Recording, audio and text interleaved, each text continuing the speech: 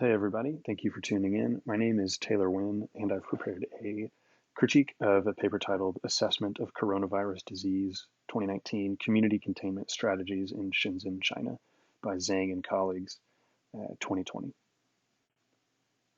To be sure that we are all oriented, the study here takes place in the early months of the coronavirus pandemic, which, as we know, is a contagious respiratory virus with a variable latent period of 2 to 14 days and was known to be spreading from Wuhan, Hubei province, China, as shown on the map. This study is implemented at a time when attempts to limit community spread are being measured. It takes place January 23rd to April 10th and is published quickly thereafter. It is impressive because it takes place shortly after cases just started being noticed.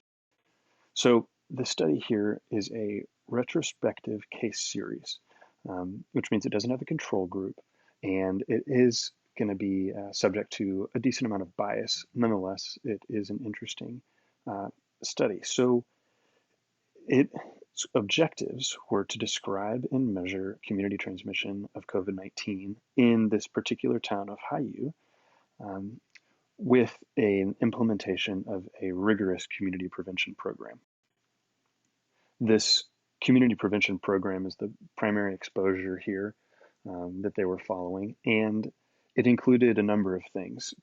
Most importantly, they identified high-risk individuals and isolated them for 14 days at home, and individuals that they knew had had contact with positive cases were isolated in hotels. And furthermore, if any individual tested positive for coronavirus on RT-PCR, they were treated in a hospital. Now, for the individuals that were isolated, whether at home or in a hospital, they were monitored with a team. The team included a general practitioner, a police officer, and a community manager. They offered education and other things. The individuals who did develop symptoms were referred for medical care and included in further analysis. And then isolation was discontinued for the individuals if, after 14 days, they were still asymptomatic and they had a negative RT-PCR test. Supplies were given to the isolated individual, and there was a community mask mandate. So the primary outcome measured after this exposure or the community prevention program was the number of locally acquired cases in Haiyu, China, with indirect links to confirmed positive cases. So essentially, they're measuring secondary cases. And a case was deemed positive if they had a positive RT-PCR throat swab. The study population of Haiyu is a city of about 35,000, and through the measures described in the exposure, they identified over the course of the study 800 individuals as high risk, 20 individuals with a history of direct contact, and 7 individuals who did test positive. They did this through a series of joint efforts between the federal and local governments and community services to track and contact trace. Here are the specifics of the 7 individuals who did test positive. As you can see, they were all different ages and had varying numbers of contact. They were all treated in the hospital, and the tab epidemiologic history there, all of them had had confirmed contact with a positive case of coronavirus. Now, as a case series, they did not have measures to control for confounding. Possible sources of bias and confounding in this study include a selection bias, where the high risk and positive individuals may not represent the true population of high risk and positive individuals. Of the 800 high risk individuals, none of them tested positive.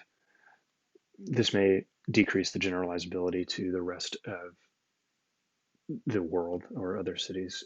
There's also a possible information bias in the form of non-differential misclassification, where the positive results relied on RT-PCR. So there may have been falsely negative results, or falsely positive results for that matter. But in this case, a false negative result would increase the likelihood of supporting the community prevention measures. There also may have been surveillance bias, which would be seen in the fact that less attention was spent on the community compared to the high risk individuals who received a lot of attention. It may be unlikely, but it is possible that there was a positive case in the community who never got tested and was not reported in the study. Finally, a source of confounding is that there was no control group to compare with and the data was not compared. Therefore, all of these things individually and together could lead to increased support of the findings. The findings of which were 0 locally acquired cases with indirect links to confirmed cases. And this, of course, is as a result of the community prevention measures.